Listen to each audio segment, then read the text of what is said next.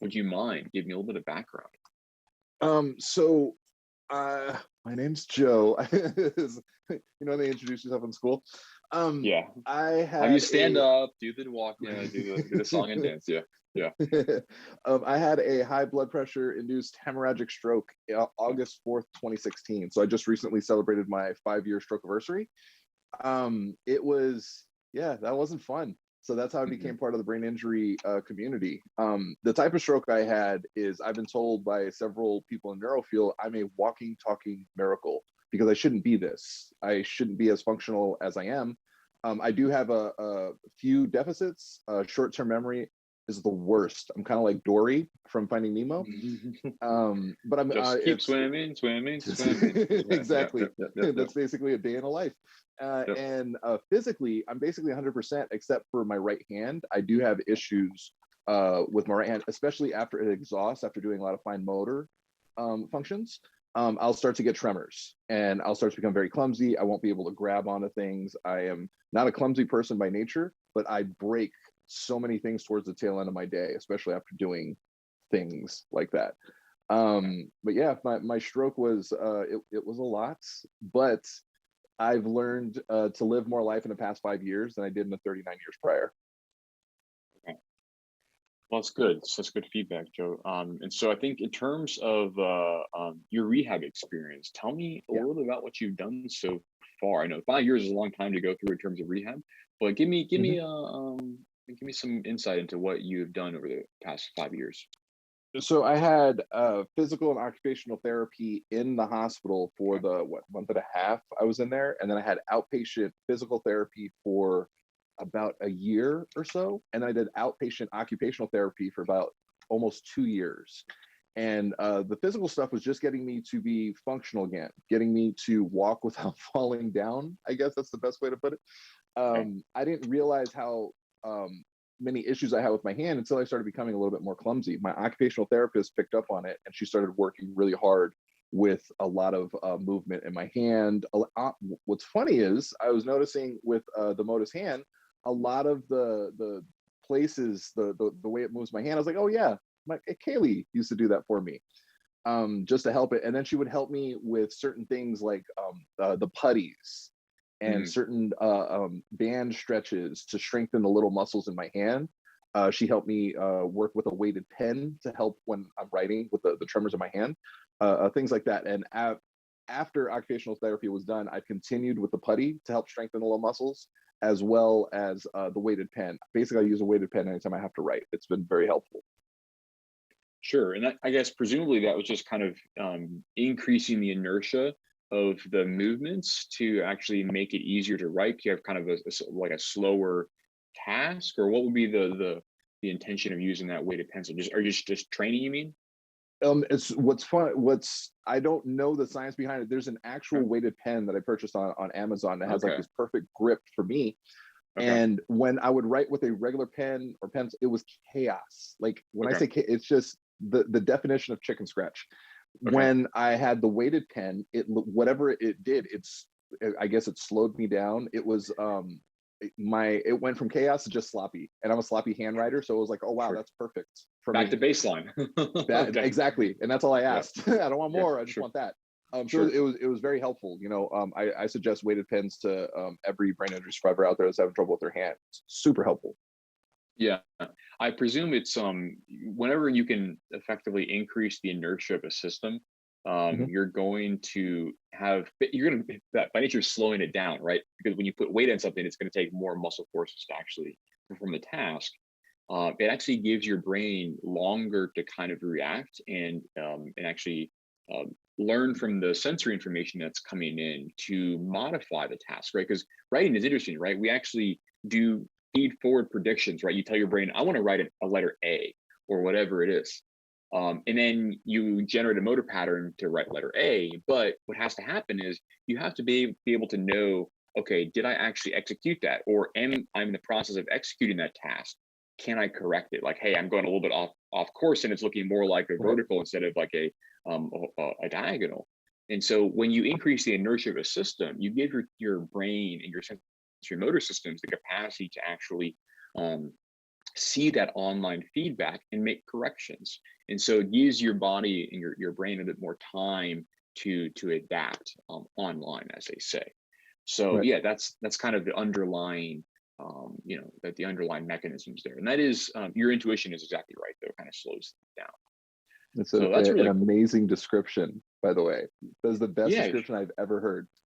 sure. Yeah, I mean, it's just like, what you can kind of think about this is if you, well, this is a kind of rotational stuff, but if you were to imagine rotating around in a chair, I got a swivel chair here. If you rotate around in a chair, if I held an heavy object, I would slow down, right?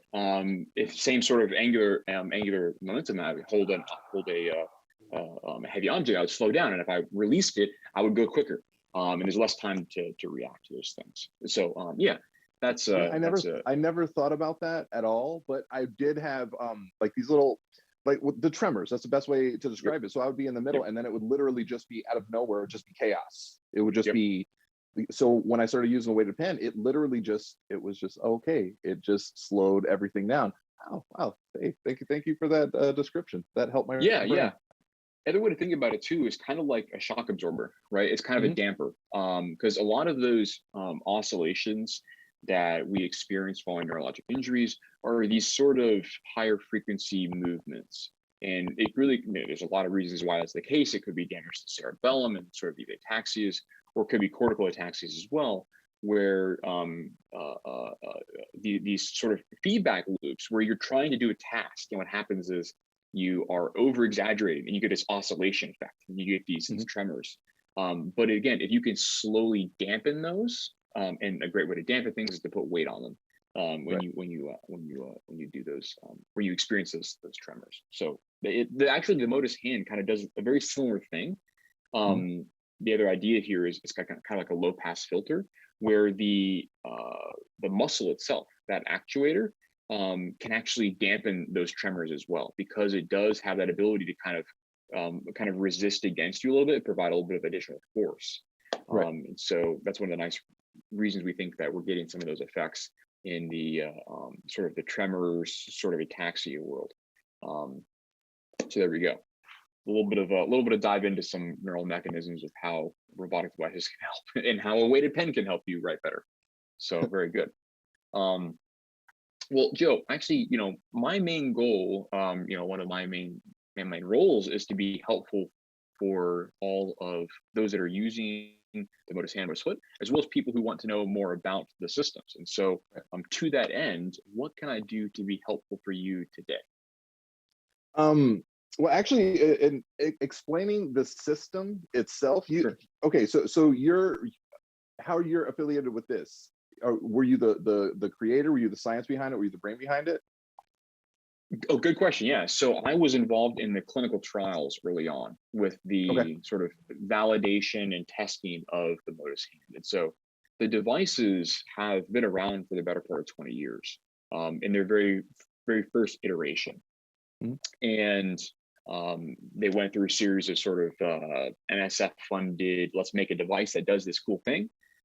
Sort of on the R&D side, and then you have to go through a series of long clinical trials effectively to test whether or not the thing you think it does, your theoretical framework about how the world works and how this thing interacts with that world, you have to test whether or not that's the case, right? And so that involves evaluating its efficacy, so how well it works at improving function, and how safe it is, and then sort of defining the characteristics of those interactions. And then, so that was done primarily in the clinic to start with. And then I was involved about 10 years ago when I met David Wu. We were doing the clinical trials together. And so David was he was managing the lab where these implementation studies were taking place. And I was one of the physical therapists, the neurologic physical therapists working on the device. And so we did a series of clinical trials, part of which were in the sort of basic mechanistic stuff, like how the brain changes following neurologic rehabilitation. And the other side, the large side of what we were doing was actually an implementations study distributed across 4 states in the United States, Florida, Alabama, Georgia, Oklahoma, and Montana. And we were deploying these devices out to veterans who had strokes. and who had sort of a disproportionately hard time of getting access to rehab. And so that's where we learned a lot about how the Motus Hand, the now Motus Hand, Motus Foot, could be deployed in the home. And so it took us about, kind of 5 to 7 years to figure out all those sort of nuances about how a home environment deployment could work and be feasible and safe. And so that was a lot of my early role with this. And then of course, doing some of the basic science of how the brain changes following an upper extremity robotic device as well. So I've been involved with stuff for quite a while now. And recording amazing videos on this. Sure, yeah. Which is a very so me. I don't have as deep deficits as a lot in the community. I suffer, for the most part, kind of killing it. It's the fine motor functions. It's the details, I think, with me in particular. So I wasn't even 100% sure that this was going to be very helpful for me, because I was told by several people, including, I think one of our favorite people, Maddie Kneebank, that it's not necessarily made for me. It's made for her. She would gain the most benefits. I've been using it because, I'm going to be talking about it on my podcast and referring it to my listeners. And I want to be able to speak on it. I don't want to just say, hey guys, you should try this out. I want to explain what it is, how it works, how I felt with it on. Is it, is it confining, constricting? Does it hurt? I want to know all that stuff. So for someone like me, what would be the benefit? Somebody who has very good fine motor skill. Yeah. I think you've already, this is one of the reasons why I asked about your kind of who you are and where you are right now in your path to recovery. I think that's also very useful for me to kind of help frame a discussion about how the Motus Hand can be applied. And it should be noted, just as a high level, the technology has applications across the recovery spectrum. And so what I mean by that is it can be used with individuals who have significant impairments. For instance, someone who has very little to no active movement of their upper extremity. And then it can also similarly be used in the context of someone like yourself who has maybe very little observable deficits. Like if you were just to, do a cursory evaluation, someone may say, oh, well, Joe doesn't have any problems. What does he, what does he need a rehab device for? But the thing that you mentioned earlier is this idea of what happens following fatiguing sort of experiences, as well as some of these ataxias that are emerging as well. So some sort of fine motor problems. And so I think, well, then the question that naturally emerges, well, how does a device sort of span that rather wide gap of use cases? And it's really interesting, and it's a non-trivial thing to overcome. And the way it does this is it can actually modify the amount of help that it provides, as well as it can modify the sort of operation. And what I was talking about earlier is that there's in the top of your device, right here, there is a pneumatic actuator, aka a muscle. This can contract and relax. And so what's really cool is under, let's say, the use cases where someone has very, very significant impairments, someone will need this muscle to help them initiate or amplify their movements. Okay, that's kind of the classic use case. But what's interesting is that this actuator can actually operate in a non-assistive way. It can actually transition into a resistive type of paradigm, right? This is where we can actually use the muscle to force you to perform tasks against forces. And that can have the benefit of improving strength, but also for you, improving endurance. And what we can do is, specifically with someone like in your case, where you're saying that, oh, the sensory motor deficits were only kind of being revealed after I was at the end of the day in fatigue, right? And in these cases where we're trying to design rehab interventions, we can use the Motus Nova, the Motus Hand in a really interesting case where we can actually induce fatigue and try to then train in those kind of edge cases, train the sensory motor performances when you have that sort of edge case of fatigue. And so this is all about the importance of dosing with rehab, where we need to identify where someone's limits are, where, if it's an early individual case, they may need to just work on improving the capacity to move, right? Just bluntly, increasing range of motion. For someone like you, Joe, we need to try to elicit a stimulus that's going to cause a positive change in your performance. And in that case, we can use the Motus Hand to actually induce fatigue, and then we can do sensory motor training on top of that. Because what we have to do is we have to realize that any biologic system needs to have what's called a sufficient stimuli to actually change. And what that means for you is we need to find the bounds in which you can perform, go up to those bounds and try to expand them. And so that's kind of the use case that I can envision for someone like you. Now, it should be noted that there are going to be limitations to what devices can do, right? It's not going to be able to work on, necessarily shoulder subluxation, for instance, or all these sorts of tasks. So it should always be sort of integrated into a larger rehab program. And so that's, I worked with a bunch of people over the years with respect to these tools, and it needs to be integrated into a larger rehab program. So it's always needs to be translated into the tasks and the goals that you have in mind. So that would be kind of my thoughts on that topic that you brought up. Any sort of thoughts on that? I know. I think it's interesting. I just have a tendency, and even in using this, after about 5 minutes, I'm like, wow, my hand is exhausted. It's sure. And it's strange. I didn't really know how exhausted my hand would be. I was like, it's gonna be cake. This is gonna be fine. I'm not gonna have any issues. I'm gonna dominate. I'm gonna break all these No, it was a lot more challenging than I thought it was gonna be. And specifically, I didn't realize my range of motion wasn't, I think, where I thought it was. Because it would push a little bit more. I'm like, oh, that doesn't feel good. I didn't realize that my hand didn't go as far back or as far forward as I thought it did. So that was really, really interesting. I wasn't anticipating that at all. I wasn't anticipating any of this, to be honest. Sure.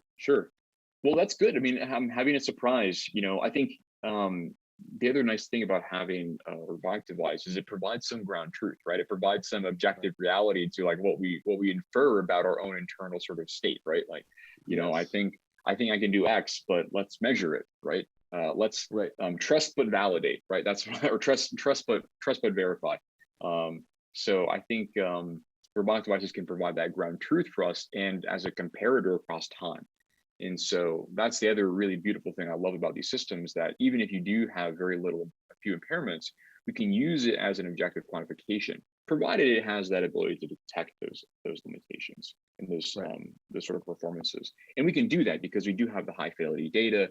And even in cases where individuals have very few visual impairments, many individuals have trouble maybe even integrating visual information, right? Or incorporating cognitive demands as well, right? Because most of what we do in life is not pure, I'm going to only think about moving my hand, right? It's always in the context of some other cognitive load, right? So the other way we can make things more complicated for people is we can change the sort of environmental cues, AKA the virtual environment of the games, and make them more complex and make them more challenging for someone.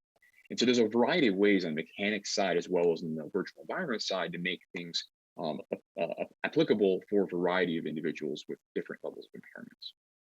Right.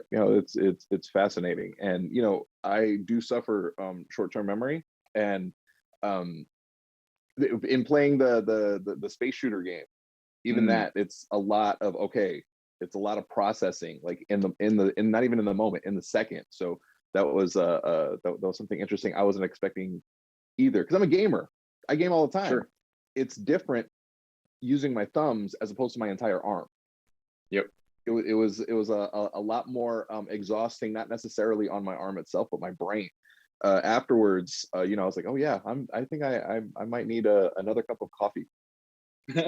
Yeah, and I think it's you're having to not only generate the sort of drive to play the game, right, which is its own demand, but then you're also having to simultaneously map the demands of the game onto the commands that generate a motor performance, and then actually execute that and then see if you've done it correctly, right? So it's a big task, right? Even the games are sometimes rather simple. The one you're describing is one of the more complex ones, but it certainly is cognitively demanding too. And so for you, I don't know if you've experienced this, but you may want to learn when your stimulation sort of threshold is hit and know when to kind of pause, and Right. give yourself a break to kind of recover. I did that. Not that I was thinking about it. I had Okay. to. I wasn't Okay, sure. processing the right way. And immediately I was like, Yeah. okay, yeah, I have to stop.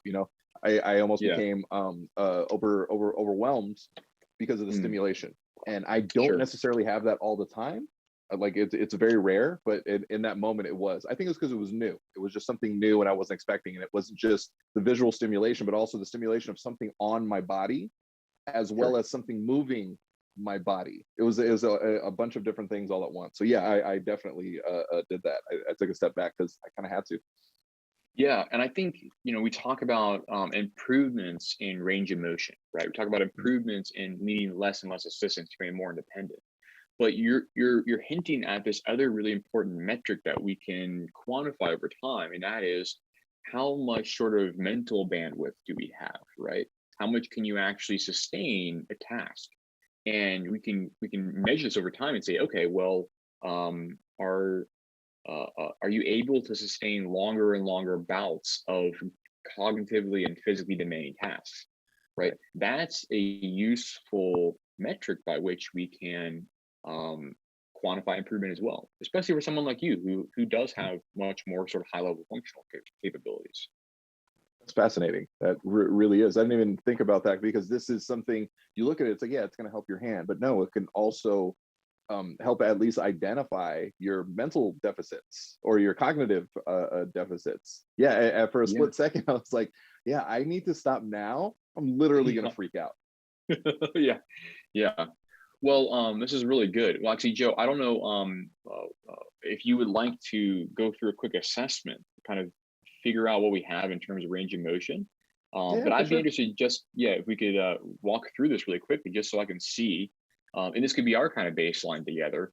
And this way I'll get some information and see where we're starting from now. And then whenever we work together in the future, we'll kind of have this to compare. And we can just talk about the numbers, always pull them out of the repository. Awesome. So let's go ahead and do this real quick. We'll do a 3-step process. And actually, this might be useful information for you too. So I'm going to have you go ahead and just move down as much as you can into flexion for me. Great. Good. That's about it. Yep. And I'll have you go up as far as you can into extension. As far as you can go. Great. Okay. 50. Okay. Yeah. So the ends, so we can just rest here for a second. So their end ranges, you got the flexion 25 degrees, so minus 25. Extension actually goes up to 55. So almost up to full extension there. Is that good? I have no frame of reference. Sure. So you have about 5 degrees of additional movement that is possible for the device to go into. So what we've we hit the limit in flexion, but we didn't hit the limit in extension. So we have a little bit of room to improve there on the extension values. That's where I noticed the issue in when it would stretch out my hand. Hey, he's like, step back, we're going to take care of this. And I would notice, I was like, oh, wow, that doesn't feel normal. Like I feel like I hit my point and it's pushing a little further. So that's when I realized, I was like, oh, I don't have as much, I guess, movement in my hand as I thought. It's a little bit less than I thought. And even getting up to that point, it didn't feel good. Sure. Yeah, and that could be a combination of things, right? It could be that we've got some residual tone in the flexors. Actually, do you notice that you have any tone, or like as hypertonicity? We all have tone in our bodies, even if you don't have a neurologic injury. But do you notice any hypertonicity in your right side versus your left? The difference there? No difference. The only difference I think physically that I see, I can't at all. The way that it feels, there's always a lot of discomfort around my wrists and my thumb. There's always some kind of discomfort. I'm constantly cracking my thumb to kind of like relieve some of the pain or some of the issues. My occupational therapist would constantly work my wrist and my hand every time we went in. She mentioned a few little bones that are always kind of like moving around with whatever happens to my hand. And at one point, it actually gave me the way I was using my hand. It actually gave me tennis elbow. Oh, okay. Which was interesting. That didn't feel good at all. So that's the only difference. I can't see it. I can feel it, and it's really difficult to describe. I guess. Okay. It's just a constant state of discomfort. There's a complete difference in hands and forearms and wrists, even though they look exactly the same. I guess the most discomfort would be around my wrists. Okay. Okay. Yeah, I think the one thing to mention too is that following stroke is that the sensory information is also, or can be also corrupt, right? So we always talk about motor impairments being the principal factor, but the sensory information can also be misinterpreted, and that can lead to these alterations in sensations as well. Right. So let's actually go through and actually check those sensations really quickly. So I'm going to actually ask you to close your eyes really quickly, and I'm going to provide some assistance here. And I want you to tell me as soon as you feel the Motus Hand move you for the very first time. Okay.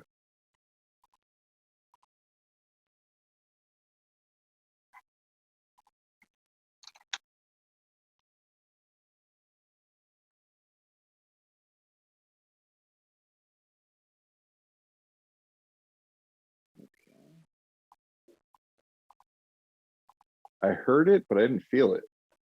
Oh, there it is, right there. Okay. So that's interesting, Joe. Just relax. Okay. And then, so it took actually more range of motion than I would have expected to actually, for you to sense that. So you can go to open your eyes. We'll go through and check the rest of the range of motion here. So this is, you just relax, and we'll actually go through and figure out the force length relationship here between your two, your hand and your wrist. And then this will tell us the tone. This will be another metric that we can quantify over time. Okay. So it did take about the test. No. So Joe, I don't think there's no right or wrong answer to any of these things, right? It's a matter of it's awareness. You know, information is awareness, and it gives us some insight into what things we can work on as well. Because we're also working on some very specific sensory games as well coming up in the future, and that may be something that you could benefit from as well. Absolutely, definitely. Sensory was one of my biggest issues early on in recovery. Sensory overload mostly, and my occupational therapist, she worked with me to help desensitize me from a lot of it. Okay, good. How are you doing in your hand? Any discomfort there? Or is it okay? It feels good, but right about here this is as far as I would go. Okay. I can go further, but then it would start to feel like not great. Okay. So do this for me here. Let's go ahead and actually try to move up as far as you can in this position. Okay. Yeah. So you get additional. Yep. So you see, look at the numbers on your screen. You're already past 50, right? So by nature of getting a little bit of help, you're able to get further up there. Yeah. And then if I go a little further, that doesn't feel good. Yeah. But I can go a little further. It's just a strain. Oh. Sure. Yeah, very good. Okay, so let's go ahead and relax then. And so, so that's good. I got some good numbers here. Yeah, I think a little bit of sensory impairment. So I would have expected, so basically this is discrimination, right? So if the other way to think about this is if I were to be there and like physically move your hands up and down, it takes a little bit more movement for you to experience the sensation of moving than probably your left hand would. And so this is important for the control of sensory motor function. And this can actually help explain a little bit about why you might be experiencing these sort of tremors that occur.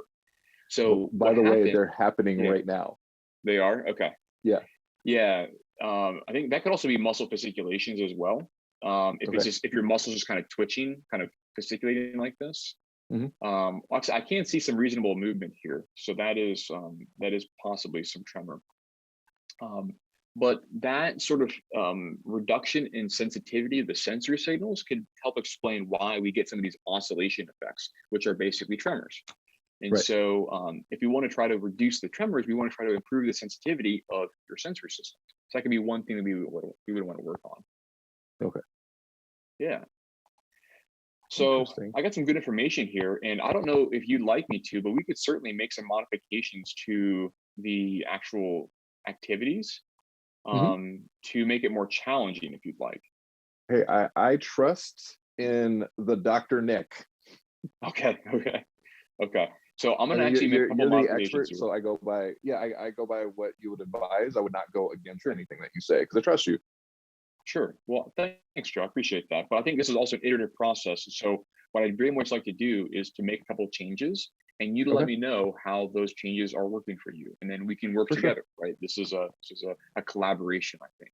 So I love that. yeah. And actually I was reminded that you also have you're helping other individuals too, right? And I want you to maybe tell me a little bit about your coaching and your other sort of activities that you're doing for the stroke driving community. You mentioned that you Oh, were kind of getting some insight into the Motus Hand, but maybe tell me why and who you're helping as well. so I love my community. I would do anything for my community. So early on in recovery was the most lonely time of my life. It's the most isolated I've ever felt because unless you've had a brain injury, you have no idea what it's like. So you can have people around, just nobody understands you. And that's where like true loneliness comes from. So it wasn't until I started meeting other survivors where I was like, oh, there are more like me. Unfortunately for me, it took me about a year and a half. So I can't tell you, Doc. Can I call you Doc? Sure, sure, sure. I can't tell you, Doc, how lonely I felt that first year or so. It was terrible. You know, you survive something that almost took you. In some cases, that Mhm. should have taken us. Well, why did I do that? Did I come back to this where I'm a stranger in my own body and my own mind? I didn't live just to exist, just to survive. Like I want to live. So it took me in connecting with other survivors, specifically the co-host of my podcast, who's a concussion survivor, to feel like, wow, I'm going to be able to do this. So now my mission and my passion is to help connect other survivors and guide them on their way to truly living. It's about a mindset shift. It's about, you know, it's about focus. It's about connection. It's about a million different things. So I don't want anybody to suffer like I suffered. Like I don't. And I have the experience of 5 years now of changing the way that I thought, changing the way that I function, you know, starting my routine, meditation, visualization, all of these things. So now I put together a coaching program. It's called, you know, the USO Rock mindset shift program. So it's a Okay. survivor to thriver thing because we did survive. Now we want to thrive. We don't just want to exist, you know, just like okay, we have some movement in our arms with Motus Nova. No, we want more movement. We want to be better. We want to keep growing, want to keep getting better. So I want to do that for the community. So I put together a coaching program. I also have several support groups for brain injury survivors to connect with one another. Okay. Use a rock group on Facebook. I do 2 support groups Wednesday and Friday on Clubhouse. I do another support group for Heal the Brain with Jane once a month for her community. So that's what I'm all about. I'm all about helping the community as best I can. I also have my podcast, the NeuroNerds, where we talk about not just surviving but living. You know, and it sounds funny because it's like, oh, he talks about the positive side of brain injury. It's not that. There's 2 sides. You can talk about all of the things that our brain injury has taken away from us, or we can focus on the fact that we're here. So why not enjoy our time here? So that's what we do. We celebrate victories, wins, connection, community, and I just want to bring that same joy to everyone in the community. Oh, I love it, Joe. That's a great mission, and anything that we can do to help. I don't know if you know, but I'm also a TBI survivor as well. So I do know I that, have, and I yeah, believe, yeah, and if yeah, not, it has to happen. I'd love to have you on the podcast, and I think we kind of have that in the sure, works. sure, yeah. Just name the time, Okay, yeah. So good, because it'd be good, I yeah. so I already I want to do like a series with Motus Nova. I've already interviewed David Wu, amazing Okay, dude. It's such like I love his energy, I love his passion, and I've said it constantly. Our community needs more of him and less of us. We need more people who actually care about those with brain injuries than more people with brain injuries. We do. And I'd love to have you on to actually talk about everything that we've spoken about today. You know, also your sure, experience in being a brain injury survivor. And you, I kind of feel like we have an inside man with you, somebody who understands sure, what it's like to have a brain sure, injury, but can sure. also, you know, you can speak on the technical side and how this works and why it works and the things that you can do. So I would love to have you on. And then finally, the last episode in the series is going to be with Maddie, an actual testimonial Okay. of somebody who, God, she's put in the work. She She really has. has. Yep. And she has shown so much she's benefited so much, and I love that. But yeah, I'm excited, Dr. Nick. It sounds great. I'm really excited as well too. So we'll have to we'll get that scheduled if it's not already scheduled. Guys, I don't control my own schedule these days, so I just show up when people tell me to show up. So I'm the exact same way. The producer of my podcast is my significant other, so Sure. there's that. I just do what she tells me. I go where she tells me to go. Show up. Should I wear pants? Yes. Okay, I'm gonna do that. So yeah, I understand that. I don't make my own schedule either. Very good. Well, Joe, this has been an absolute pleasure of mine, and I'm very grateful to have met you formally and worked with you. And I think maybe what we can do is I've made some changes. So on the practical side, I made some changes to your device, and I very much think we should touch base again and make sure that these things are working for you. And we can continue to make modifications and continue to make sure that you're getting the most out of this as possible. This is fascinating. The fact that you can do that is fascinating. And I said this to David, this is one of the most fascinating pieces of machinery I've ever seen. It really is. At the beginning, I was very intimidated at it. I was like, well, what do I do? Where do I plug it in? What is it? So simple, so easy to use. This is just such a beautiful piece of equipment for our community, because I understand the deficits that we all have, and you guys have just done such an amazing job to make it so accessible, easy, fun, and functional. So, this is just all amazing, and I appreciate everything that you do for our community. Well, thanks, Joe. Yeah, it is certainly my pleasure. And I'm in the same boat as you. I'm trying to give back. So I found myself very fortunate with my recovery, and so try to still retain my ability to learn. And so I'm trying to do the best I can to help improve the human condition. So see, we're twinsies. We have the same heart. See, there we go. We're basically the exact same person, Dr. Nick. Done. I will. That's a high compliment. So thank you so much. Hey, it was so nice meeting you. I appreciate you having me on here. This has been great. Yeah. Anything I can do to help Motus Nova in the community, I am all here. I'm all about it. Yeah, that sounds good. And actually, I don't know, Joe, before we go, maybe again on the practical side, do you have any feedback for me in terms of the games that are most helpful for you, the ones that are maybe most challenging? So I'm looking at your prescription right now, and I see some games on here that are, I would personally not select for you, based on your function. So you want to tell me what kind of, what's working for you and what's maybe not working for you on the game side? Actually, my favorite one, and it seems really simple, is the little weightlifting dude, the strongman. It's very, very helpful for like several different reasons. It keeps me in rhythm. I really feel like I'm lifting weights because it's your hand is actually lifting the weight, and then you can see it.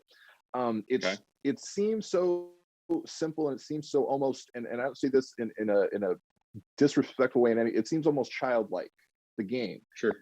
But in actually doing it, it gives you that motivation. You can see the guy, you can see your arm, and you almost feel like you're accomplishing this thing. It's actually been my favorite thing to do. And then the space shooter, I'm a gamer. That's the one for me. Aside of the fact that I didn't realize how overstimulated it was going to make me, I've adjusted. Like, I'm good now. I wasn't ready strictly because it's not just a visual. It's a visual and it's a sensory thing. This is moving at the same time that my eyes are. It's not just me with my controller and my thumbs. It's my whole arm. It's the attack. I can feel every piece of my arm that's attached to it, which is a stimulation thing. I've adjusted to it, but the game itself's like Space Invaders. I loved it. That was the best. Yeah, exactly. Yeah. Well, there's actually 2 additional games that I would very much like to put on your prescription because of their increased. Well, one of them is going to be really good for us to be able to track your fine motor skills over time. And I'd very much be interested to see how it's called Modus carts. And so what it is you're controlling the position of a cart that's driving around a racetrack. And what's really cool is we can actually quantify how good you can drive. So it's like Mario Kart, I'm assuming. It's like Mario Kart. Yeah, it's a simple version of Mario Kart. And but it provides us a good metric of fine motor skills. And we'll be able to see how those sort of fine motor skills change over time. Not only between days, but also within a given session. So we can see what happens if you're getting some what's called degradation in motor performance, where you kind of your capacity to follow a set path is going to be more challenged later on if you're fatigued. And so this could be a good tool that I want to add in.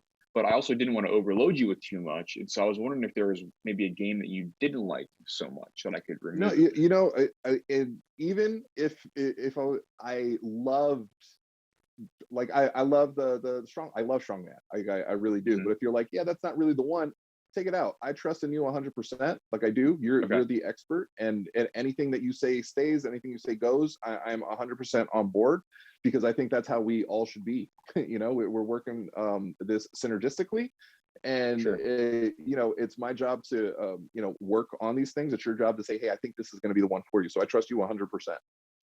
Okay, well, I'll just take off. I'm gonna let's see here. I think Plinko. I'm gonna take Plinko off, and then I'm also gonna take off one of the card games. I think. Let's see. Do you prefer solitaire or blackjack? Solitaire. Okay, so I'm gonna take off blackjack then, because I also added in another really fun game called Shapeshooter. So hopefully you'll have fun with that one. That one is also going to be kind of like asteroids if you've been an old gamer. So that one's going to be. I'm in my 40s. Yes, I am.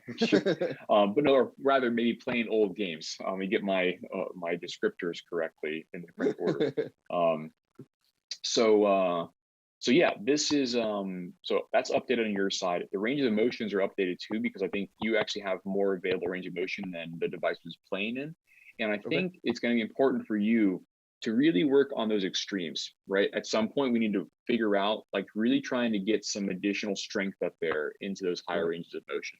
So we don't have to bite off too much for the time being, but let's make these changes now, and we'll track them over time, and we'll continue to progress as we work together in the future. It is awesome. You're a rock star, Doc. I appreciate you so much. Sure. Yeah. Well, this has been so much fun for me too. So I guess what we'll do is we can probably call it a day for now, and then I will look forward to, if we don't work together before I can jump on your podcast and say hi to your community, I'll look forward to that. But maybe in a week or so we can have you back on and do another assessment, see how things are going. Hey, that'd be great. You know, now that we're twins and we're friends now, anytime I'm here, and I'm ready, available to help in any possible way. Awesome. Well, thanks so much, Joe. I appreciate it. And hopefully you have a good rest of your day there in California. Thank you so much. Stay happy, healthy, and safe. And I can't wait to connect again. Okay. Sounds good. All right. See you, Joe. Bye.